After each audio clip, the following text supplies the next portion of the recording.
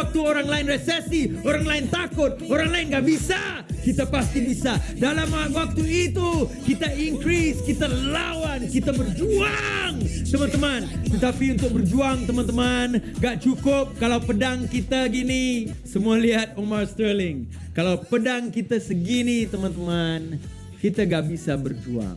Ya, pedang kita harusnya kita buat apa pada pedang kita? Kita harus tajamin pedang kita. Kita harus sinarkan pedang kita. Supaya apa? Supaya teman-teman, pada waktu resesi, pedang kita untuk berjuang sangat tajam. Karena tantangannya lebih, ya, pasti. Tetapi pedang kita harus ready, teman-teman, untuk perjuangan. Setakat kita menggunakan strategi, teknik, skill yang kita gunakan selama ini gak cukup. Kita harus panjangkan pedang. Kita harus tajamkan pedang. Kita harus perhebatkan karyawan, sales people kita. Kita harus buat mereka benar-benar ready untuk berjuang, teman-teman. Jadi teman-teman, pedang yang ready untuk berjuang.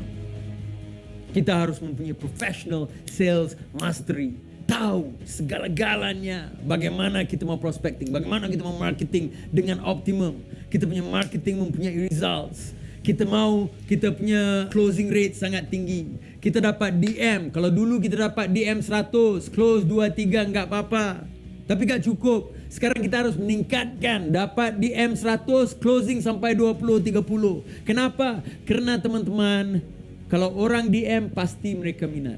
Tetapi apa yang membuatkan mereka nggak beli? Apabila mereka ada engagement, ada persoalan dengan kita punya sales people kita sepak mereka pergi dengan cara yang mereka nggak paham, mereka nggak reti. Mereka nggak sengaja, teman-teman. Tetapi itu yang berlaku. Dan yang kedua, kita harus bagi skill bagaimana mau dominasi buying psychology customer. Dulu kita bisa jadi salesperson. Sekarang nggak bisa. Sekarang kita harus memberikan amazing buying experience. Kenapa? Karena kita punya consumer, kita punya klien, kita punya customer, pelanggan sangat-sangat bijak pada tahun 2022 dan 2023. Gak kayak dulu. Behavior mereka udah lain, udah berubah. Kita harus menggunakan buying psychology untuk memberikan mereka amazing buying experience.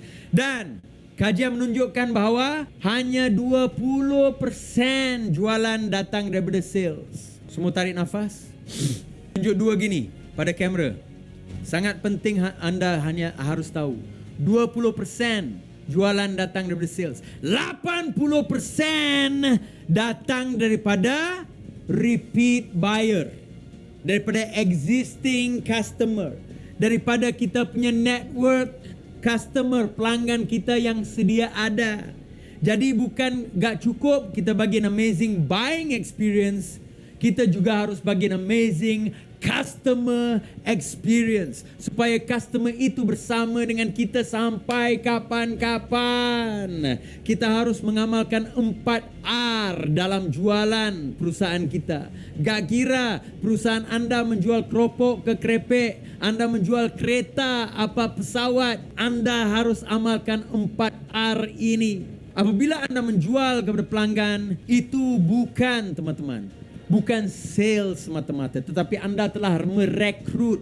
R yang pertama, merekrut seorang menjadi anda punya customer for life, pelanggan buat seumur hidup. Yang kedua, retain mereka. Pastikan mereka sentiasa bersama dengan anda. Ada cara engagement yang berterusan supaya mereka itu enggak hilang dalam pemikiran mereka tentang anda. Yang ketiga, pastikan mereka itu sedia untuk repurchase daripada anda. Apabila mereka mempunyai keinginan, keperluan, dan mereka pikirkan produk anda, mereka tidak ke kompetitor. Mereka repurchase sama anda. Dan yang keempat, R yang keempat adalah recommend. Mereka sentiasa top of mind. Anda sentiasa top of mind untuk mereka. Jadi apa yang berlaku, teman-teman? Kalau ada orang lain tanya, wah, rumah kamu cantik, di mana kamu beli ya? Semua ini untuk letak dalam rumah Anda. Mereka sebut nama perusahaan Anda. You see teman-teman, facilitate an amazing buying customer experience. 4R. Yang pertama tadi apa? Cuba tulis dalam chat. Yang pertama ialah bukan menjual tetapi merekrut customer. Yang kedua, kita harusnya retain customer, sentiasa dengan kita ada cara-cara engagement. Dalam training nanti untuk perusahaan Anda saya akan ajar keempat-empatnya. Yang ketiga teman-teman, kita mau apa? Mau mereka repurchase daripada kita. Kita sentiasa top of mind dalam semua pemikiran customer kita. Dan yang keempat ialah mereka menjadi agent kita. Mereka ngobrol tentang kita. Mereka membuat marketing untuk kita. Mereka rekomendasikan kita kepada yang lain. 4R teman-teman. R yang keempat ialah rekomendasi. Begitulah insya-Allah teman-teman. Setelah ini nanti kita akan pergi ke soalan-soalan Anda. Tetapi sebelum soalan-soalan Anda, ada satu soalan yang mungkin bermain dalam pemikiran Anda. Hari ini kita hanya mendengar sedikit tentang Anda punya strategi-strategi. Bagaimana dengan perusahaan saya? Jadi teman-teman, dalam proses untuk membantu Anda,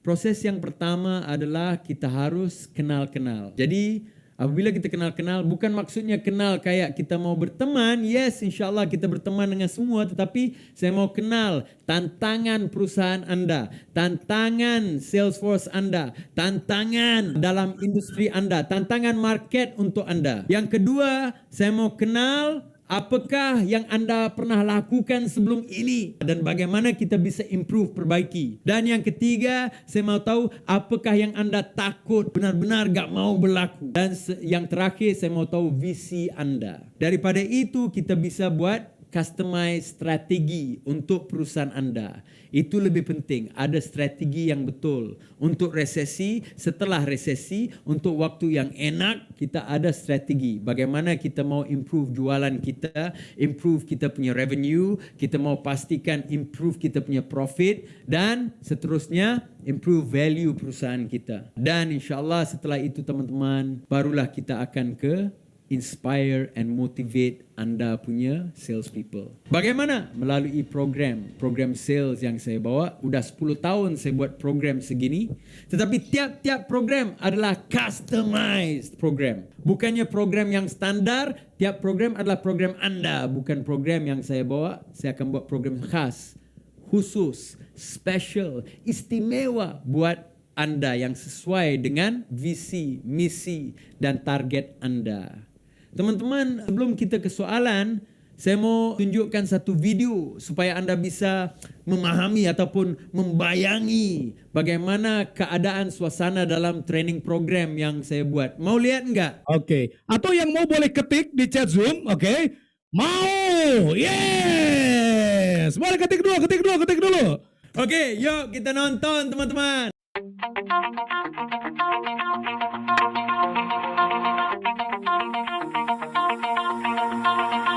Pull my heart out of my chest, train my mind so I forget. Sink your teeth into my bones, dig me out, then fill the hole. Tear me apart, and watch it burn. Tear me apart, and watch it burn.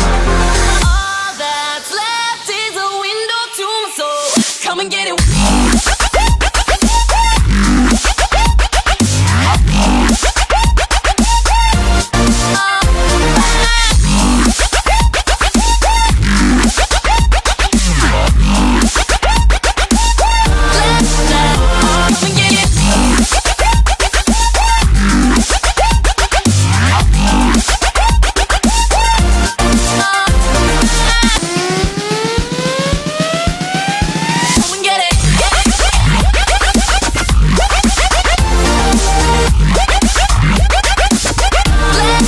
training is great.